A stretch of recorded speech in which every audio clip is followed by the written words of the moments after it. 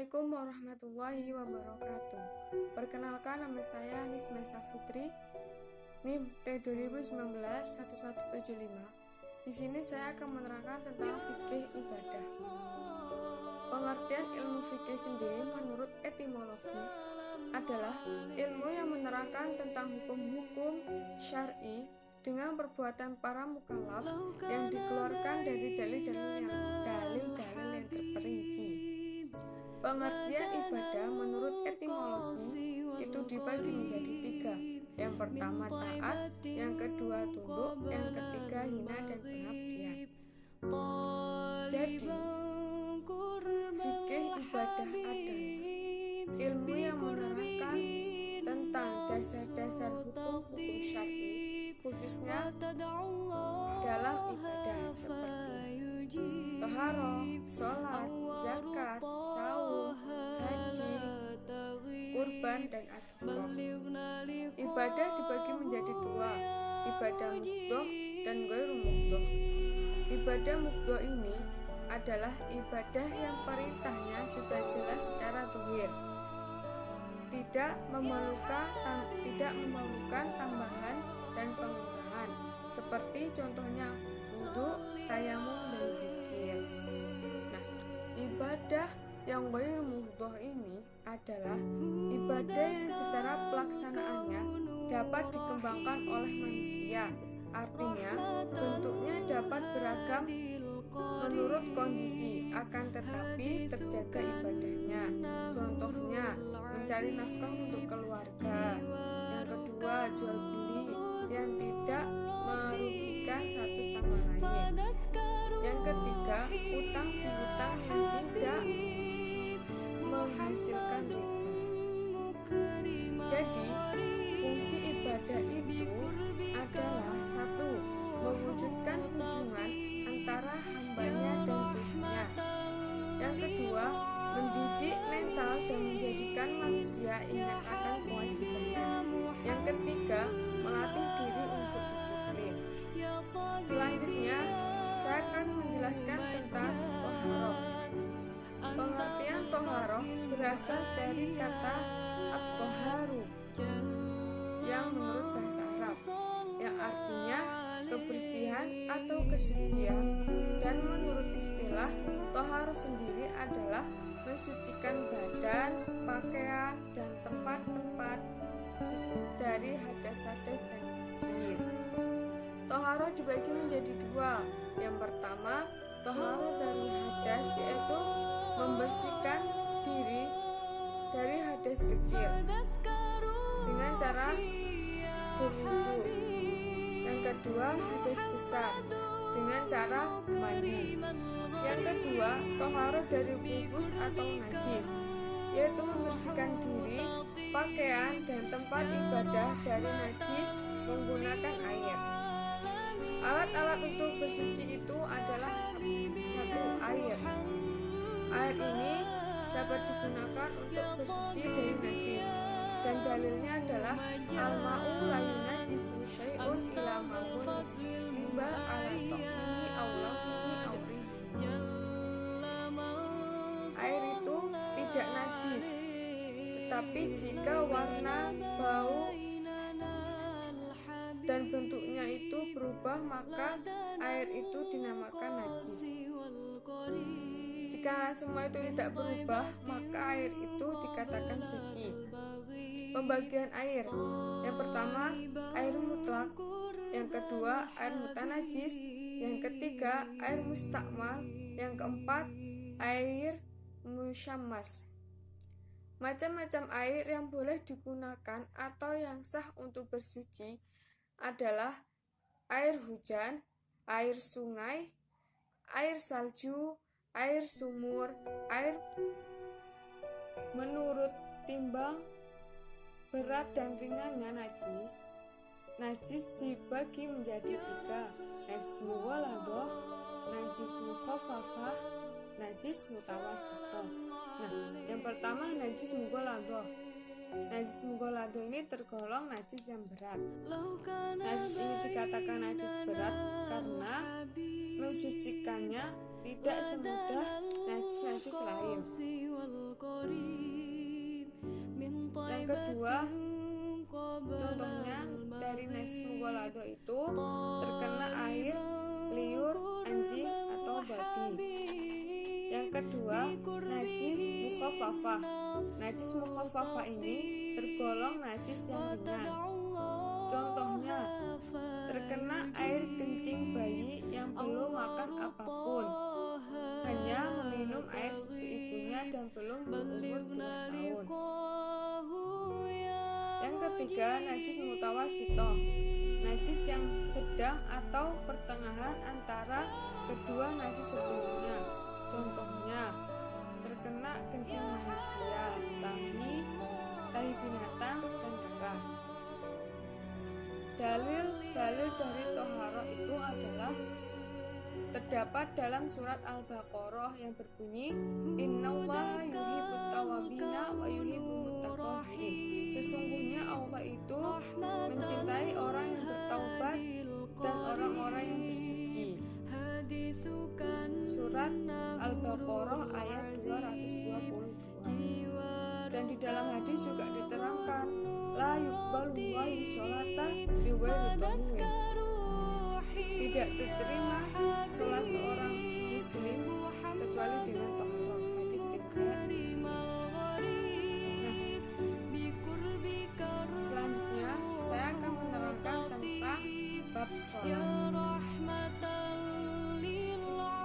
Allah Subhanahu wa Ta'ala menentukan waktu-waktu sholat fardu yang waktu sebagai firman-Nya, Inna sholata kanat 'alal mu'minina kitaban mawqutan. Sesungguhnya sholat itu adalah fardu yang ditentukan waktunya atas orang-orang yang beriman. Waktu-waktu sholat yang pertama, waktu sholat zuhur, dimulai sejak tergelincirnya matahari hingga bayangan benda berada sama panjang. Yang kedua, waktu asar, dimulai ketika bayangan benda sama panjang hingga menguningnya matahari. Ufuk barat, tidak dibolehkan mengakhiri sholat asar saat menguningnya matahari. Yang ketiga, waktu sholat maghrib, dimulai saat terbenamnya matahari hingga awan muka merah di ufuk barat hilang. Dianjurkan untuk menyegerakan sholat maghrib, dimakruhkan untuk mengakhirkannya. Yang keempat, waktu sholat isya, dimulai sejak menghilangnya awan muka merah di ufuk barat hingga tengah malam. Yang dimaksud waktu tengah malam ini adalah pada jarak sholat maghrib ke sholat subuh. Yang kelima, waktu sholat subuh, ketika terbit fajar shidik hingga terbitnya matahari. Fajar shidik ini adalah garis putih yang melintang yang muncul di ufuk timur, dan sudah dijelaskan juga di dalam hadis, yaitu waktu sholat subuhi minat tulu'il fajri malam tatlu' syamsi. Waktu-waktu dilarang untuk sholat yang pertama, setelah sholat subuh hingga terbit matahari. Yang kedua, ketika matahari terbit hingga meninggi 1 tombak. Yang ketiga, ketika matahari di atas kepala hingga tergelincir ke timur. Yang keempat, setelah sholat asar hingga matahari. Bab puasa. Puasa adalah menahan diri dari pembatal-pembatal puasa, dari terbit fajar hingga terbenamnya matahari dengan niat beribadah puasa karena Allah. Macam-macam puasa itu dibagi menjadi 2, puasa wajib dan puasa sunnah. Puasa wajib sendiri ada 3 pembagian. Yang pertama, puasa yang wajib karena waktunya. Yang kedua, puasa yang wajib karena suatu sebab seperti puasa kafaroh. Yang ketiga, puasa yang diwajibkan oleh seseorang untuk dirinya sendiri, seperti puasa nazar. Puasa sunnah. Puasa sunnah ini ada puasa Senin Kemis yang biasa kita lakukan. Selanjutnya puasa 6 hari pada bulan Syawal, puasa pada hari Arafah, puasa pada bulan Asyura, puasa pada bulan Muharram, dan lain-lain. Puasa yang dilarang itu ada 2 macam, puasa haram dan puasa makruh.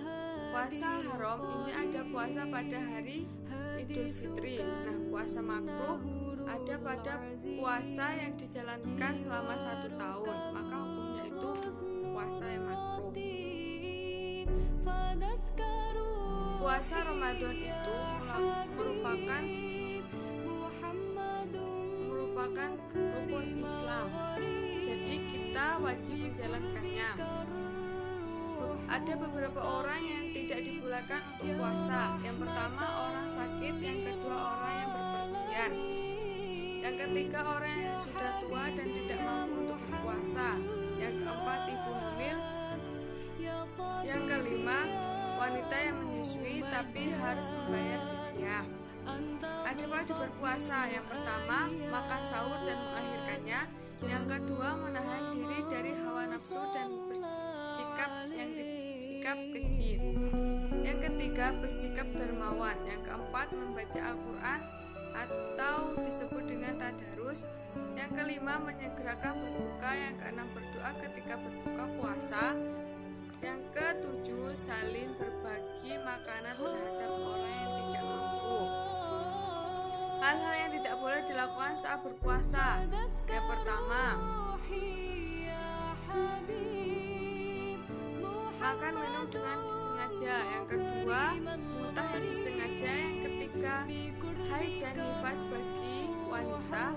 Dan yang keempat, sengaja mengeluarkan mani. Yang kelima, niat kuat untuk berbuka puasa. Yang terakhir adalah murtad. Selanjutnya ada hal-hal yang dibolehkan saat bulan puasa. Yang pertama, simak pada malam hari. Yang kedua, dalam keadaan junub pada pagi hari. Yang ketiga, suami mencium dan mencupu pada malam hari. 4, mandi dan menuangkan air untuk mendinginkan badan. 5, makan minum karena lupa. 6, muntah dengan tidak disengaja. 7, mencicipi makanan dan mengunyahkan untuk anak kecil tanpa menelannya.